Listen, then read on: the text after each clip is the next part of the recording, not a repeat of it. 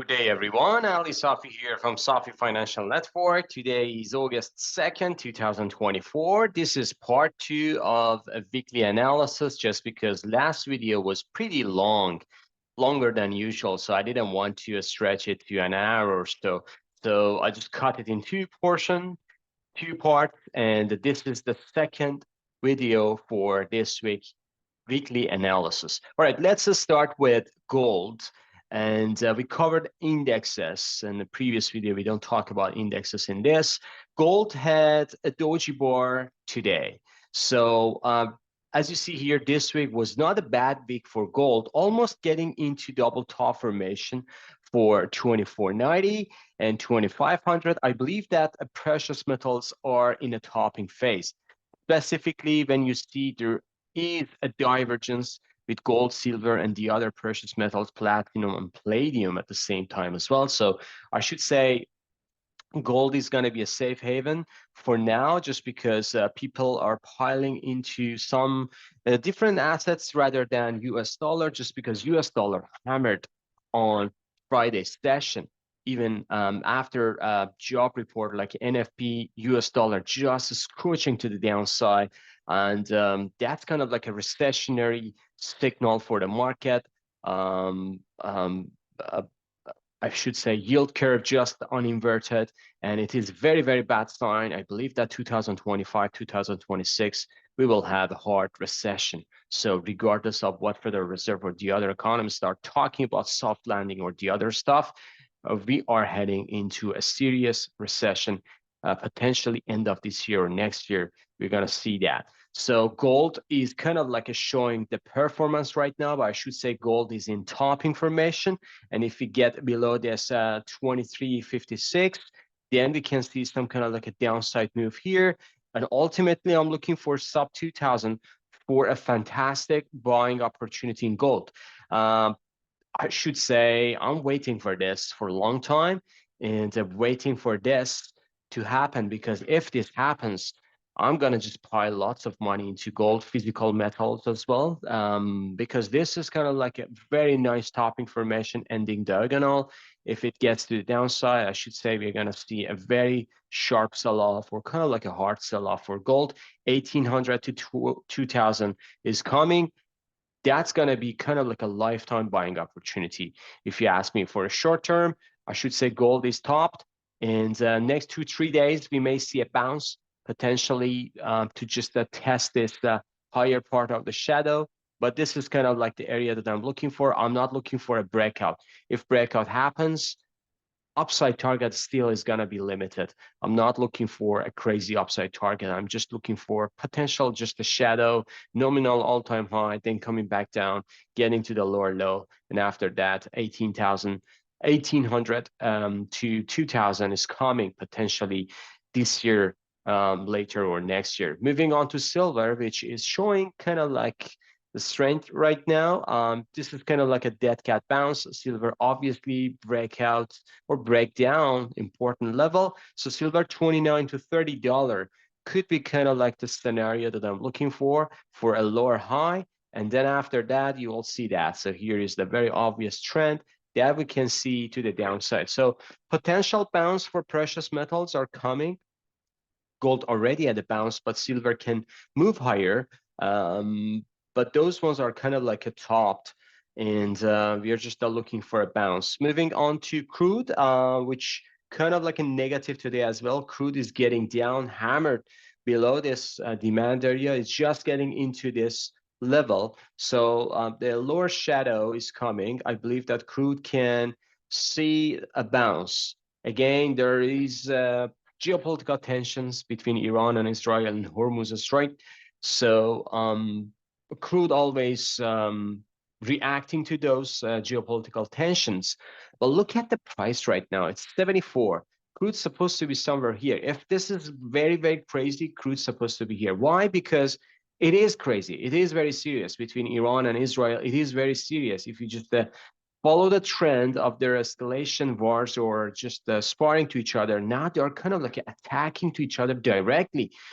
But because of the demand, economy is not growing well.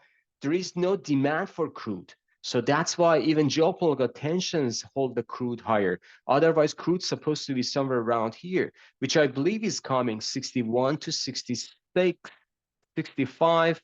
Crude potentially this fall or winter, we should see something like that. So don't get me wrong. This is very, very bearish signal for crude. This is not a bottoming phase. I believe that this is very, very bearish.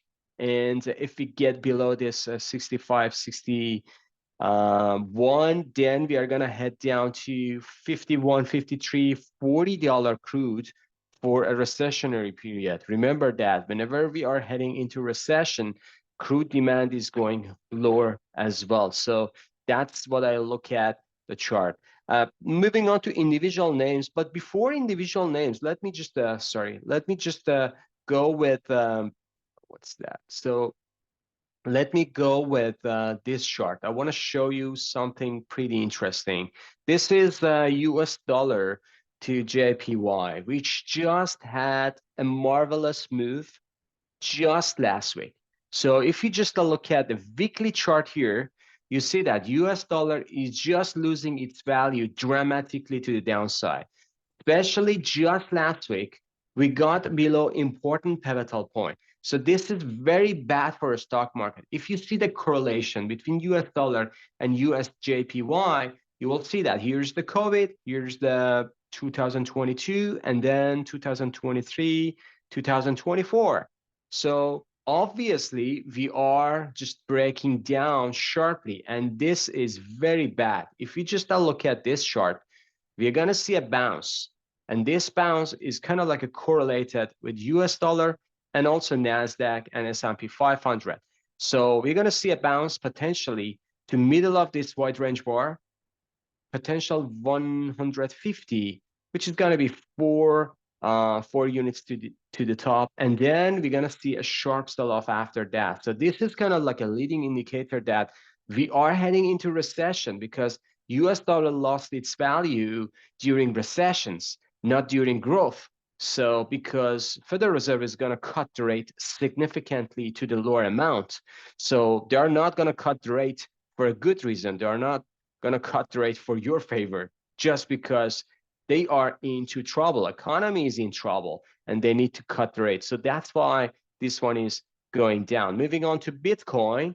Bitcoin, we just got into this important demand area. If it holds, if it gets back to the upside, we should see some kind of like a buy signal for Bitcoin. Again, we need to see above 70,000. So if Bitcoin cannot manage above 70,000, that is kind of like interesting, because we're gonna see the lower low for Bitcoin.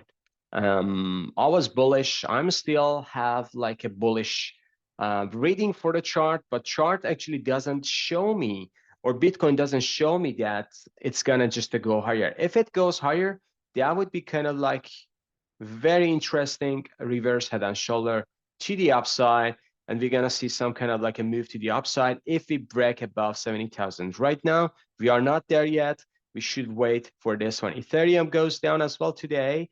Just got into this demand area. Ethereum is weak, so Ethereum is lagging. Obviously, we are below this trend line, and obviously everything is just going down as well. So when altcoins are not leading, I should say Bitcoin can have lagging as well. So this is the area that I'm just looking at. Let me just draw another trend line here. So for Ethereum, we need to get first above this important pivot, then 3,800 is very, very important. If we get above these two at the same time, 38, 39, then pull back, fantastic new all-time high to this level. But I should say we are far away from that analysis. We need to see first getting above these two pivots, that we don't see it yet. Moving on to bond yield, which was kind of like interesting. If you remember, I was talking about this a while ago, that we are topped in bond yield. So bond yield is topped. Obviously, we are below this pivotal point. We are getting into important demand area. So this is the demand area that I was looking for, September to November. We just got this one early, just 1 month earlier.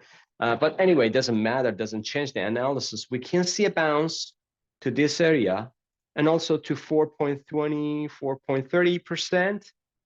Then we can see another sharp sell-off to this area, which I believe 2 to 3%, 3.5 is going to be just the place for bond yield for 2025. So that's going to stay there for a long time. Potentially in months of September, we will see a rate cut. November and also December, we will see rate cuts as well. I'm sure that Federal Reserve is going to take action when the stock market is in trouble and also the overall economy is in trouble. Bond just spiking higher nicely today as bond yields just go down. This is kind of like an overbought in a short term, but still looking for 103, 105 by end of this year. So this can happen September, October when Federal Reserve bring the rate down. Bond can go higher as well. TLT can go 103, 105, which kind of like that's going to be good as selling opportunity if you ask me. So you can go sell this. I'm going to sell this to be honest. We may see some kind of like a parabolic move to 114, 116, but we are kind of like a far away from that. So I'm not sure if we get here, if it consolidates here, then we can see another spike to 114, 116. But right now, the formation is pretty bullish right now. Any pullback could be a buying opportunity. So VIX had a fantastic move, almost all the way up to $30, coming back down to 23. So look at this shadow, folks. When you see this shadow in VIX, especially higher shadow, this means VIX is topped. Means we may see a bounce in the stock market as we just did analysis or provide you analysis in the last video. We may see kind of like another high and then coming down. So we may see another higher shadow here on Monday, Tuesday session, then a red bar, and then we are getting down to this area, which is going to be $15 to $16 for VIX. So this is going to be a stock market top and VIX bottom. So looking for that one, basically we are kind of like getting into very, very important level for VIX. This is the area that every single time when we are getting there, especially for the short term, stock market formed the bottom, VIX formed the top. Right now, today, price action was kind of like an exhaustive candle. 75 million for SPY, great volume, more than average. Average is 50 million, so 75 million is a lot. And this is the Dixie dollar, just slaughtered today, going down. This is a nice kind of like a bearish pattern here, head and shoulder here, and then we break the neckline to the downside. We are just getting down to here to 102, 102.60 to 102.90. I'm not bullish at dollar. I don't know. Some people are just putting themselves in a position that the dollar is going to get as stronger as. I don't know what they're talking about, basically. If someone has like a limited knowledge of the chart, they can understand that this is not a bullish chart at all. So dollar can go get lower and lower. And also Federal Reserve is going to cut the rate. So I'm not sure exactly how they come up with a bullish reading for the dollar. Anyway, so we are bearish. I am bearish. I was bearish, and I will be bearish until sub like 197 to 99 potentially for dollar. We can see that in 2025. Magma indicator just going down. Doji bar today just gap down 1451. Hold off for now, but I should say this is kind of like still a choppy. And I'm not looking for a breakdown now. I'm looking for a bounce, for a final bounce, then breakdown to here and also to here as well. So that's going to be in bad scenario in November. Moving on to Apple, which was positive today after earning another bad session. Apple just holding up for now, but I should say potentially Apple, if it has another uptick to 25 to 27, especially this one, so 227.50, I should say I'm gonna sell Apple. So that is kind of like the scenario that I'm just looking for. This is a very, very interesting neckline. If it goes down, I should say Apple easily can go down here to this area. Moving on to Amazon. Amazon just hammered after earning, just 8% to the downside. But look at the area that we were waiting for a long time. This is a demand area that we were waiting for a long time. If you just follow my video, you will see that. So we were talking about buying Amazon, and we bought today. So we bought today. I'm looking for kind of like a bounce for Amazon and to 177, 180, and we will see. So it's going to be kind of like a $10-ish profit for us. And then we can see potential sell-off here again for 139, 140, even 125. This is the area that I'm looking for Amazon for long term. But I should say they are topped. Mag 7 are topped, and I'm going to provide video for this. Meta, just a 2% downtick today after yesterday. Good earning, fantastic earning for Meta, and revenue as well. So 488, this is not a bad session. So Meta can go higher still, get to 510, 520 for another potential kind of like a sell signal. Moving on to Microsoft. Microsoft are going down today as well. So Microsoft already broken this trend line, and it doesn't have any kind of like inclination for bounce. I should say, here is the area that we can see the bounce. 384, 400, that's going to be the Microsoft bounce. And also here, there are lots of gaps here. So I'm not surprised if you see Microsoft bounce to 430, which is gonna be kind of like a $30, almost $22 to the upside to get to this level. So this is gonna be very important, and also middle of this wide range bar, even 435, middle of this wide range bar. This is a great selling opportunity for Microsoft. I'm waiting to get here for sell. Let me just adjust this a little bit higher. This is the area that I'm looking for sell. So 425 to 435, that's the area that I'm looking for Microsoft to sell. Google, just a doji bar today, 2.40% down.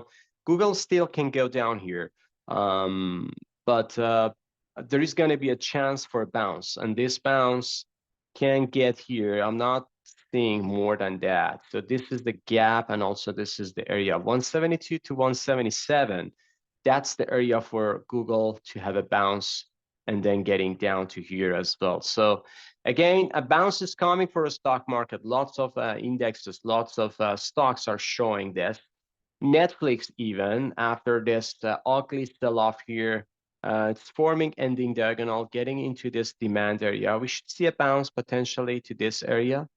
So 640 could be a good kind of like a sell opportunity to the downside.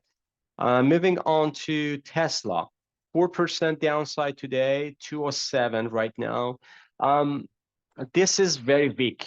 So even if it shows a bounce, I'm not saying it can't go higher, but 230, that's the level that I'm looking at to fill this gap, 230 to 240, let's say. And then getting to the downside. So this is the area for Tesla. Moving on to a semiconductor index, SMH. They were pretty weak today. NVIDIA just hold up today, but the other names like Lam Research, we will get to those ones. They are hammering. And SMH goes down. This is the exhaustive gap. I believe that there is going to be a bounce to 35, but this is the danger area, folks. If it gets here, we can see another sharp sell-off after that, or sell-off, I shouldn't say sharp. Some people are saying, why you're using a strong words here? Stocks, the same pattern here. So this is already broken, this trend line, and we can see a bounce here to 224 to 230. This is the danger zone as well. Rollover scenario can happen after that.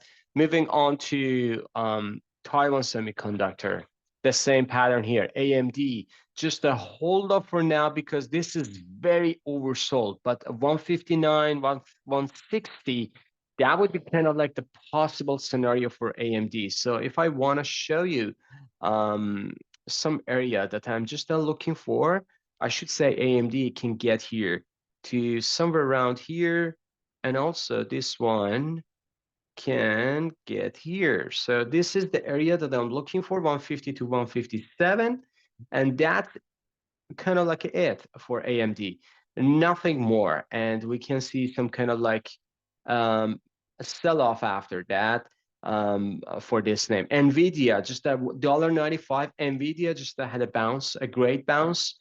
And I should say Nvidia at the maximum stretch can go higher to this level. Let me just adjust the chart here. So this is the area that I'm looking for Nvidia. So 112 to 120, that's the area that I'm looking for NVIDIA. So we'll see how it goes, but this is the area that I'm looking for as like a selling opportunity. It can go higher, but this is kind of like my perfect zone for a bounce. So NVIDIA shows some kind of like a strength. It can go higher and it can give us some selling opportunity. Texas Instrument, a doji bar, exhaustive gap. So it could be abandoned baby to the top, to the in the bottom. Lamb Research, just a slaughter to the downside, still looking for 640 for Lamb Research. Moving on to banking sector, XLF going down sharply, still in an uptrend. It can just give us a bounce somewhere around here. KBE, congratulations, folks. So we just closed our option, put option on KBE and also KRE today. So KRE was very negative here, somewhere around here. We just closed our option a very nicely gained, but this is a bottoming tail. I'm just looking for a bounce. I should say a strong bounce is coming for Dow as well. JP Morgan just going down sharply. Goldman Sachs, look at the candle here, 5%, 5.89% to the downside. Bank of America, $1.92 down. Bank of America is heading to this area. So let me just bring this here to somewhere here. That would be it. Wells Fargo, $3.62 down. So this is going to all the way up to 59 to 52. Remember that we were pretty bearish on this. Gold miners, they're just going down sharply and they are topped. GDXJ, $1.21 down. AEM, 97 cents down. Newmont, $1 down. They are topped, folks. And Franco Nevada as well going down as well. And also Gold Barrick goes down just $1.33. XLE, which is a Spider Energy, goes down sharply today. Crude and stocks, energy stocks are down. XOP 5%. Slaughter today going to this interesting level. So we can see kind of like a bounce here to 142. And if we go to OH just a slaughter today. Look at that, 5% to the downside. Exxon hold up pretty well. This is a surprising, right? So Chevron just go down as well. Chevron goes into important demand area here, or pivot, I should say, or demand here. 148 just rejected. So again, lots of supports, demands broken to the downside. Bounce is going to be a foreseeable scenario, but this is going to be a bounce, nothing more. All right, folks, I finished this video and I will come up with Max 7 analysis, some of those names by this weekend. Make sure watch those ones as well. Have a fantastic weekend. See you on the chart. Bye-bye.